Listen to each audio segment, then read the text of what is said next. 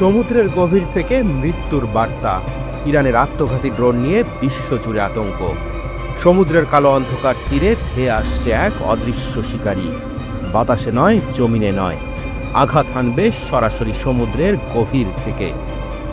ইরানের নতুন আত্মঘাতী ড্রোন এক লহমায় বদলে দিতে পারে আধুনিক যুদ্ধের হিসেব নিকেশ।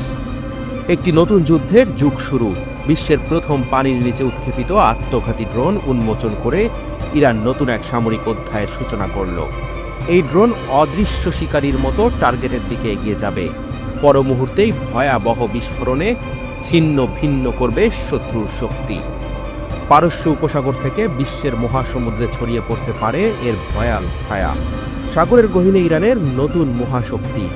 এই ড্রোন পানির নিচে লুকিয়ে থেকে শত্রুদের জন্য অনিবার্য মৃত্যুর ফাঁদ তৈরি করতে সক্ষম। প্রচলিত সামুদ্রিক ড্রোনগুলোর মতো এটি পৃষ্ঠে নয়, বরং গভীর থেকে অতর্কিত হামলা চালাবে। এর সবচেয়ে বড় অস্ত্র গোপনীয়তা, কৃত্রিম বুদ্ধিমত্তা এবং নিশানার নির্ভুলতা। কে রুখবে এই জল দৈত্যকে? বিশ্বের বড় নৌবাহিনীগুলো এখনো বায়ুবাহিত হুমকি মোকাবেলায় অভ্যস্ত, কিন্তু ইরানের এই নতুন আত্মঘাতী ড্রোনের কারণে নৌবাহিনীকে তাদের প্রতিরক্ষা ব্যবস্থা নতুন করে সাজাতে হবে। সনাতন সোনার প্রযুক্তি হয়তো এই ডুবো শিকারীকে চিহ্নিত করতে পারবে না। এটি শব্দহীনভাবে চলতে পারে, পরিবর্তনশীল গভীরতায় থাকতে পারে, এমনকি একসাথে ঝাঁকের মতো আক্রমণ চালাতে পারে। শত্রু বুঝতেই পারবে না কখন তার দিকে এগিয়ে আসছে এক অবধারিত ধ্বংস। এআই চালিত এক ভয়ঙ্কর অস্ত্র। ইরানের এই আত্মঘাতী ড্রোনে কৃত্রিম বুদ্ধিমত্তা এআই এক নতুন মাত্রা যুক্ত করেছে। এটি স্বয়ংক্রিয়ভাবে লক্ষ্যবস্তু নির্ধারণ করতে পারে, হামলার সময় কৌশল নিজে নিজে ঠিক করতে পারে। মানুষ নয়, মেশিনই এখন যুদ্ধের সিদ্ধান্ত নেবে। বিশ্বের 20% তেল সরবরাহ হয় পারস্য উপসাগরের এই সংকীর্ণ জলপথ দিয়ে। ইরান যদি সেখানে এই ড্রোন মোতায়েন করে, তাহলে মার্কিন যুদ্ধজাহাজ, মিত্র দেশগুলোর রণতরী এবং বাণিজ্যিক তেল ট্যাঙ্কার সবই ভয়ঙ্কর বিপদের সম্মুখীন হবে। কে দিল ইরানকে এই প্রযুক্তি? এই নতুন ড্রোন ইরানের নিজস্ব আবিষ্কার নাকি কোনো বিদেশি প্রযুক্তির রূপান্তর? পশ্চিমা বিশেষজ্ঞরা মনে করছেন ইরান পূর্ব রাশিয়া ও চীনের প্রযুক্তি ব্যবহারের ইতিহাস রাখে, তবে এবার তারা নিজস্ব কিছু করেছে। এই পানির নিচের মৃত্যুদূত হয়তো শত্রুদের রাতের ঘুম কেড়ে নেবে। বিশ্ব এখন দিশেহারা, কিভাবে আটকাবে এই হুমকি। নৌবাহিনীগুলোকে এখন নতুন প্রতিরক্ষামূলক ব্যবস্থা তৈরিতে মনোযোগ দিতে হবে। উন্নত সোনার সিস্টেম, এআই চালিত নজরদারি ড্রোন এবং সমুদ্রতলে বাধা বসানোর কৌশল গ্রহণ করতে হবে। কিন্তু প্রশ্ন হচ্ছে, এত কিছু করার আগেই যদি ইরানের এই অদৃশ্য শিকারী আঘাত হানে, বিশ্বব্যাপী সামরিক প্রতিযোগিতার নতুন দিগন্ত। যুক্তরাষ্ট্র, রাশিয়া এবং চীন ইতিমধ্যেই সাবমেরিন যুদ্ধ প্রযুক্তিতে এগিয়ে আছে, কিন্তু ইরানের নতুন এই পানির নিচের আত্মঘাতী ড্রোন সমুদ্রতলের যুদ্ধের চিত্র পুরোপুরি বদলে দিতে পারে। শেষ কথা, আধুনিক যুদ্ধের গতি বদলে দিচ্ছে ইরান। একটি নতুন সামরিক বিপ্লবের দ্বার প্রান্তে দাঁড়িয়ে বিশ্ব। ইরানের কৃত্রিম বুদ্ধিমত্তা সম্পন্ন আত্মঘাতী ড্রোন শত্রুর চোখে ধুলো দিয়ে আঘাত হানতে প্রস্তুত। সমুদ্রের গভীর থেকে উঠে এসে নিমিষেই ধ্বংস করে দিতে পারে যুদ্ধজাহাজ, তেল ট্যাঙ্কার কিংবা সামরিক ঘাঁটি।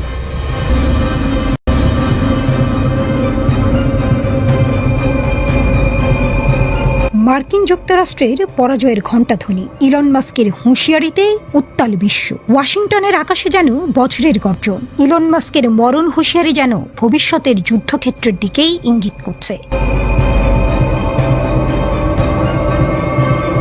পরবর্তী যুদ্ধে মার্কিন যুক্তরাষ্ট্রের মরণ ফাঁদ, এই সতর্কবাণী ছুঁড়ে দিয়েই ক্ষান্ত হননি টেসলা স্পেসএক্সের এই কর্ণধার। ট্রাম্প প্রশাসনের উপদেষ্টা মাস্কের কথায় ফুটে উঠেছে মার্কিন সেনাবাহিনীর অদক্ষতা, অস্ত্র নির্মাণের গলদ আর ভবিষ্যৎহীন কৌশলগত পঙ্গুত্ব।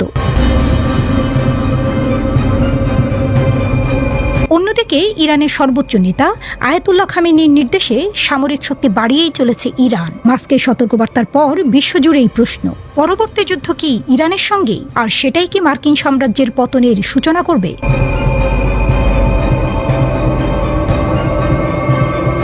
ট্রাম্পের অধীনে ডিপার্টমেন্ট অফ গভর্নমেন্ট এফিসিয়েন্সির প্রধান পদে নিয়োগপ্রাপ্ত মাস্ক নিজের এক্স পেজে বিশ্বের সবচেয়ে বড় বাজেটের সেনাবাহিনীকে অদক্ষ ও অযোগ্য বলে উল্লেখ করেছেন। মাস্কের ভয়ঙ্কর ভবিষ্যৎবাণী, ড্রোন এআই হবে আমেরিকার কফিনের শেষ পেরেক। মার্কিন প্রতিরক্ষা বাজেট $850 বিলিয়ন। মাস্কের মতে এ শুধু অর্থের আগুনে পুড়ছে কাঁচা লোহা। এক্স প্ল্যাটফর্মে তিনি ঝাঁপিয়ে পড়েছেন পেন্টাগনের গলদ উন্মোচনে। তিনি জানিয়েছেন, গতকালের যুদ্ধের অস্ত্রে আজকের রণকৌশল চলে না, ইউক্রেনই তার প্রমাণ।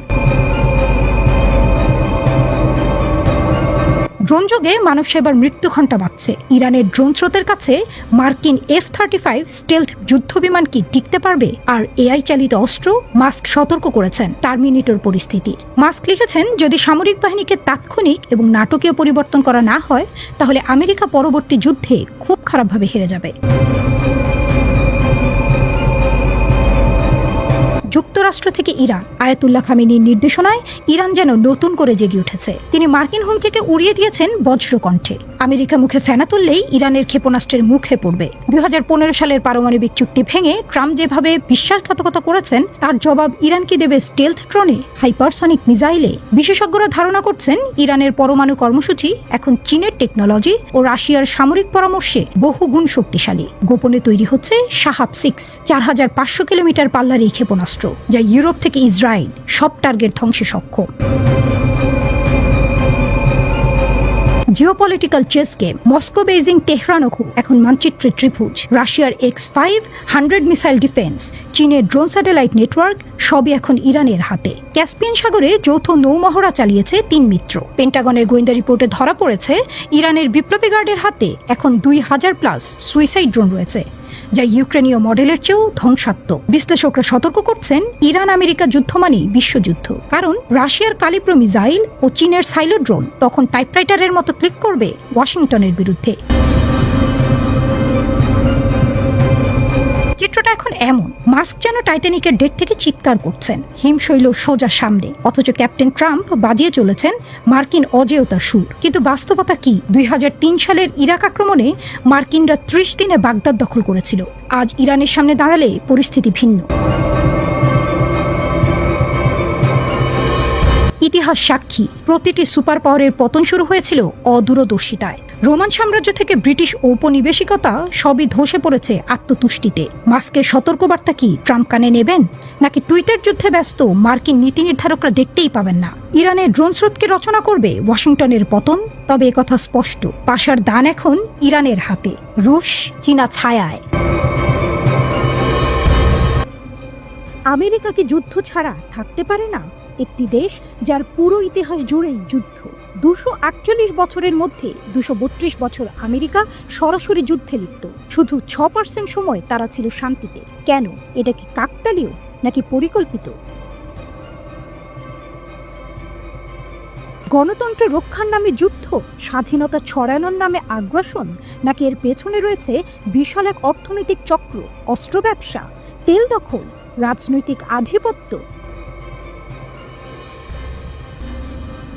বিশ্বজুড়ে আমেরিকার সামরিক অভিযান ও গোপন অভ্যুত্থানের চাঞ্চল্যকর বিশ্লেষণ।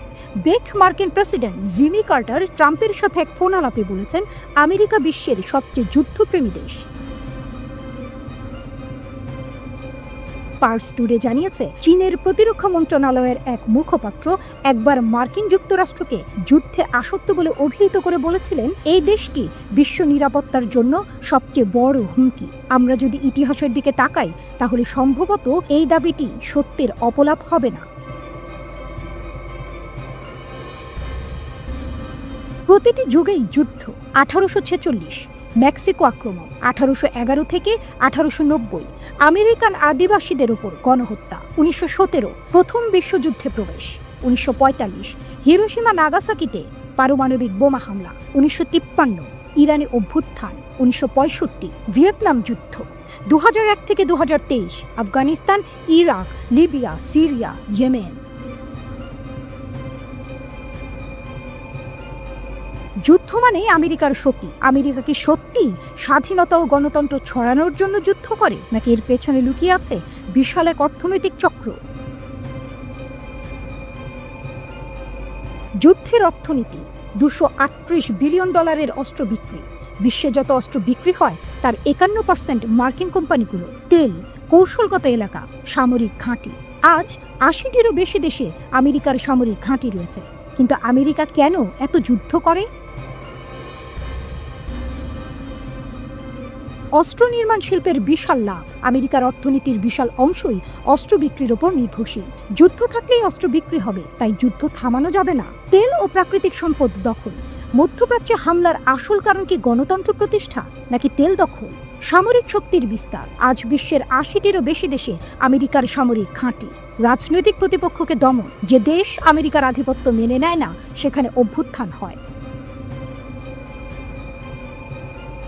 নতুন লক্ষ্য, কানাডা দখলের হুমকি, পানামা খাল পুনরুদ্ধারের পরিকল্পনা, গ্রিনল্যান্ড কেনার চেষ্টা। এই যুদ্ধগুলোর সময় এখনো স্পষ্ট নয় এবং মনে হচ্ছে এগুলো বর্তমানে মনস্তাত্ত্বিক পরিকল্পনার মধ্যে রয়েছে। আমেরিকার সম্প্রসারণবাদী নীতির কয়েকটি উদাহরণ মাত্র। তারা এমনকি প্রতিবেশীদের বিরুদ্ধেও একই নীতি গ্রহণ করেছে।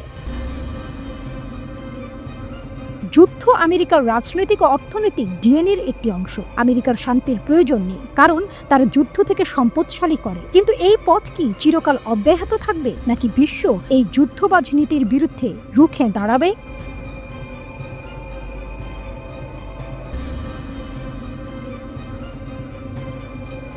বিশ্বের সবচেয়ে ভয়ঙ্কর কনভয়, পারমাণবিক অস্ত্র পরিবহনের চাঞ্চল্যকর রহস্য। এই কনভয়ের দিকে চোখ তুলে তাকানোই যেন অপরাধ। এটা বিশ্বের সবচেয়ে সুরক্ষিত গাড়ি বহর। এতে বহন করা হয় পারমাণবিক অস্ত্র। এত নিরাপত্তা যেন যুক্তরাষ্ট্রের প্রেসিডেন্টও এতটা পান না। কিন্তু কেন এই বাড়তি সতর্কতা? কি আছে এই কনভয়ের ভেতরে?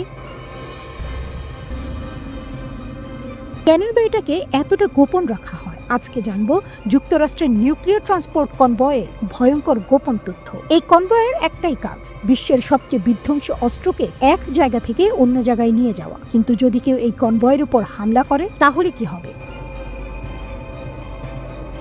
পারমাণবিক অস্ত্র ভুল মানুষের হাতে চলে যেতে পারে। সমগ্র বিশ্ব ভয়াবহ বিপদের মুখে পড়তে পারে। এ কারণেই এই কনভয়কে পৃথিবীর সবচেয়ে নিরাপদ কনভয় বলা হয়। কোথায় রাখা হয় পারমাণবিক অস্ত্র?